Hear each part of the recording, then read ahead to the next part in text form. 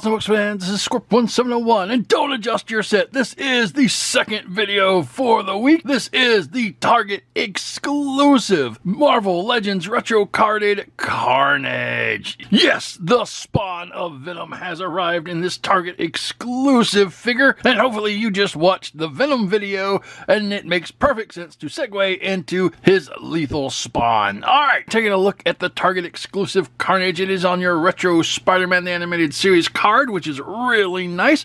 You have Marvel Comics 4+, the Spider-Man the Animated Series logo there. You have weapon arms, a nice picture of Carnage. You have Carnage in the box with his accessories, warnings, and Hasbro down here at the bottom right. And coming around to the back of the card, you have Marvel Comics, the Spider-Man animated logo, Marvel. You have some shots of Carnage holding his weapons, and you do have a brief read-up of Carnage, and we will zoom in there. You can see what that's all about. Pause the video, read that to your heart's content, but we must be moving downward where we see some credits for the box and a barcode, and that is pretty cool. But I don't want to see this psychotic killer in the box, and I know you don't, so let's get Carnage out and see how homicidal he is. And here we have Carnage out of the packaging. Now the packaging, he stands approximately 6 inches tall. He comes with a lot of cool accessories that we'll take a look at in just a moment. But first off, I want to take a closer look at Cletus Cassidy himself. And coming real close in on the Carnage head sculpt, you can see it is very nicely done. It does have a base of red, but you do have the black in there, and that is awesome, outlining the eyes and coloring right above the mouth. That is cool. The eyes are white, and they do curl up around to the top of the heads. That is crazy looking. The mouth is wide open. You've got teeth protruding out there, and they're kind of sharp, so that is cool. Inside the mouth, it's all red and ghastly. Coming around to the back of the figure, you do have more black lines molded into the sculpt, and that is really cool. They could have cheaped out and just painted that, but no, that is actually molded in there, so that is nice. All right, let's zoom out just a little bit. Let's take a look at his torso and the chest, and basically the entire figure is done like the head mold. It has a base of red, and you got a lot of great detail in there. You can almost see like muscles and stuff like that as if there's no skin on it. And then you have the black tendrils molded on top of that, and they overlap, and it just looks like a bunch of craziness going on here, and that is awesome. The glossy red makes this thing shine and pop, and that is just awesome. Again, I'm trying to think of another adjective, but that is all I can come up with. This is an awesome, cool figure. So I'm going to bring the lights down a little bit because he looks a lot better with a darker exposure. So coming down to his arms, each arm has molded tendrils on it, and they stretch out here, and they are done in a soft plastic, and that is really cool. Some people would argue that it would be neat to take them off. I don't think you can take them off. I think they're pretty much glued on there, but I think it gives the character his specific look, and I love the tendrils coming off of the arms.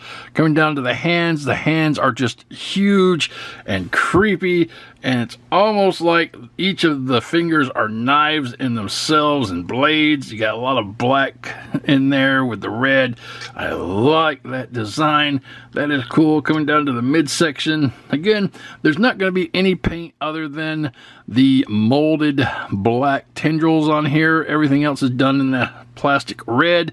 Coming to the lower legs, you do have more tendrils molded in, and they are coming out to the side, and that is awesome. They're just all exaggerated and sticking out every which way, so that is cool. Coming to the bottom of the feet, it is a standard red. You do got some copyright detail on there, and there is some peg holes if you want to post him anywhere. The feet are actually toes, so it looks like he's running around barefoot, so that is pretty neat. And full view of the back, nothing unexpected there. There is this hole here in the back, but that is for accessory. We'll take a look at that in just a minute. But for the most part, that is what your Carnage is going to look like. And he is creepy. All right, moving on.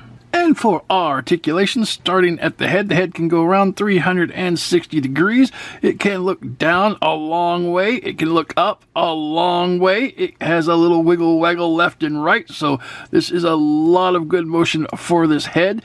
The mouth is soft plastic, and you can kind of move it up and down, but it's not going to stay there.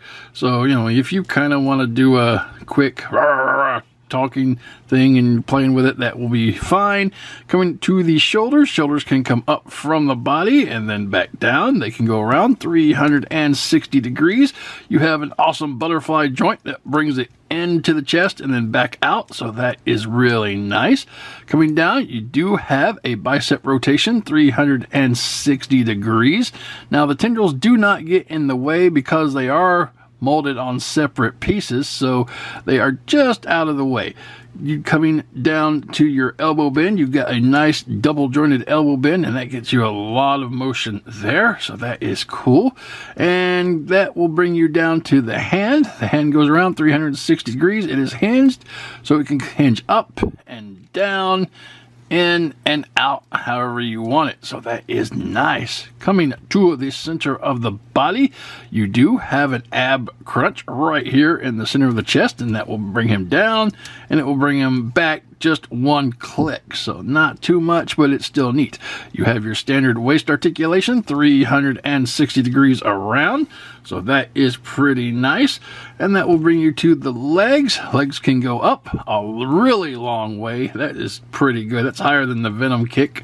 And back, not so much because the butt gets in the way. Out to the side, you got a lot of range there. So that is cool. You do have 360 degree thigh rotation, coming down to a double hinged knee bend. And that gets you all the way to the back.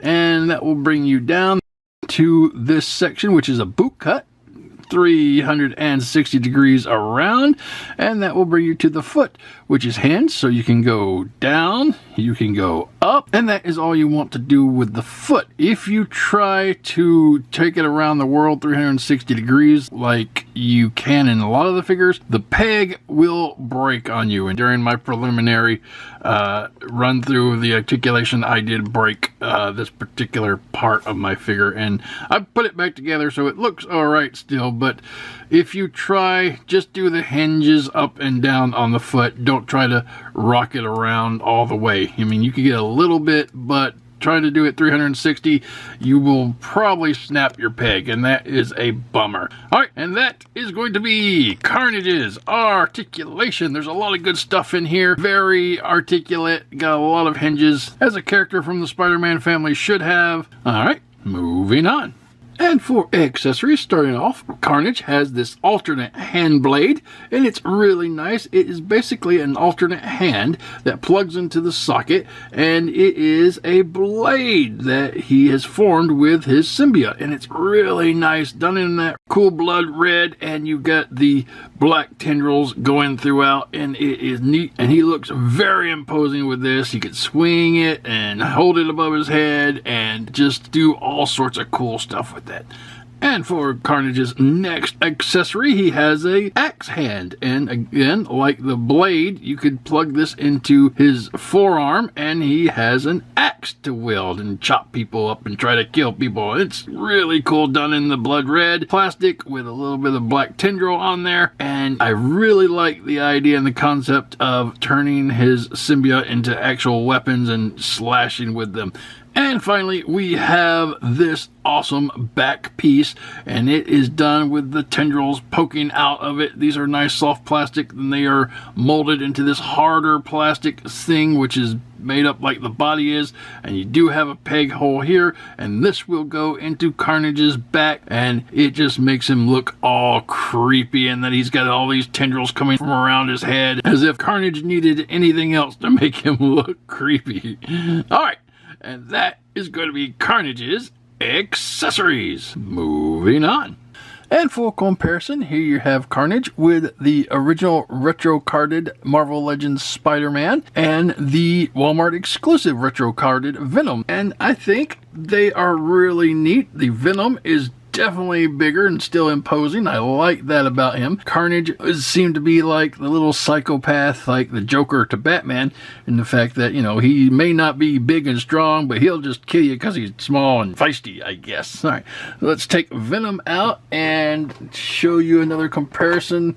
Bring in the 2-pack of Spider-Man and Spinneret Spider-Man. And that looks really nice if you want a little taller Spider-Man. So, it's going to be your preference and also what you have available for which Spider-Man you want to use in your collection with Carnage and Venom. But these are two very good options here. And that is going to be your comparisons. Moving on. And this has been the Target exclusive retro carded Carnage. And he was really fun to look at. This is a very creepy character, and I think Marvel Legends nailed it with this sculpt and mold for Carnage here. The tendrils molded onto the body is a work of love because they could have just painted that on and they didn't. So I'm very appreciative to all the work they put into the mold of Carnage. When it comes to the paints, all you really got is the black tendrils and you got the whites for the eyes and the teeth, and that's really nicely done, all crisp and clean on my copy. The articulation is very good. He has everything that you would imagine a character in the Spider-Man family should have. Only thing I will say, be very careful when it comes to your ankle.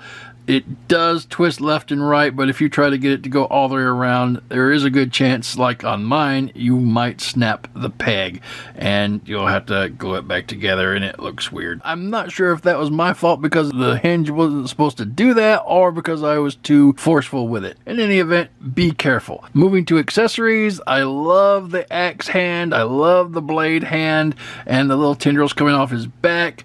They could just put out an accessory pack with just those for Venom and Carnage. I think that would sell really well because there is so much things they could do with their tendrils, sort of like the Green Lantern's constructs. But anyway, that's pretty much all I have to say about Carnage. Excellent figure. Very happy to add him to my collection. If you are looking for him, he was a Target exclusive. You'll have to start there. Hopefully you can find him on the shelf, and if you do, he'll range anywhere between $25 to $30. If you can't, check out your online retailers. You may have to pay aftermarket prices for him, so hopefully you can find him at a decent price. But anyway, that's it. That is your Target exclusive retro carded Carnage. I hope you enjoyed the review, and like with the Venom, if you're interested about the comics in the background, stay tuned till after the closing card and we'll talk a little bit about them. But if you can't, have a great night, and until next time, keep playing. And welcome back, Bots and Books fans. So, taking a look at these comic books, 1992 was a big year for Spider-Man and Venom. They did a couple crossovers, and Venom got his own series, and Carnage made his debut. So, that was a very exciting time to read the Spider-Man comics. So, it all started pretty much in right here, Amazing Spider-Man 361, and this is done by Mark Bagley, my favorite Spider-Man comic artist. And this was Carnage Part 1. Carnage premiered in a 3-part series, and basically his origin is Eddie Brock was in prison and the symbiote kind of asexually reproduced to create an offspring, and that symbiote merged with Cletus Cassidy, Eddie Brock's cellmate, who was a psycho killer, and there you have Carnage. So it was pretty neat. This is Part 1. Part 2 is here. I didn't bring Part 3 up because it was kind of a lackluster cover in my opinion, but this one was actually nice. I did think about using this as part of the presentation, but I never got around to it. Anyway, after Carnage had been around a little bit, they decided to create this huge storyline called Maximum Carnage, and it started right here in Spider-Man Unlimited #1, and this was a very awesome storyline. It spawned that game for Super Nintendo, which was almost impossible to beat unless you had a Game Genie, but this was definitely a fun storyline to read, and it crossed over into all the Spider-Man books. You have Web of Spider-Man #101, and I got the artist of this to sign this when I was up in Ohio, I think is when he signed this for me, and that was very nice. And then part 3 right here, the Amazing Spider-Man 378, and that reached into the regular Spider-Man #35, and they brought in a lot of cool characters into this storyline. And if you haven't read it, I'm sure you can find it in trade paperback or online somewhere. It was a great little story to read, Maximum Carnage. Alright, and if you want to read the origins of Carnage, Amazing Spider-Man 361, 2, and 3. Alright guys, that's a little bit about the comic books in the box. So again, have a great night, and I'll catch you later.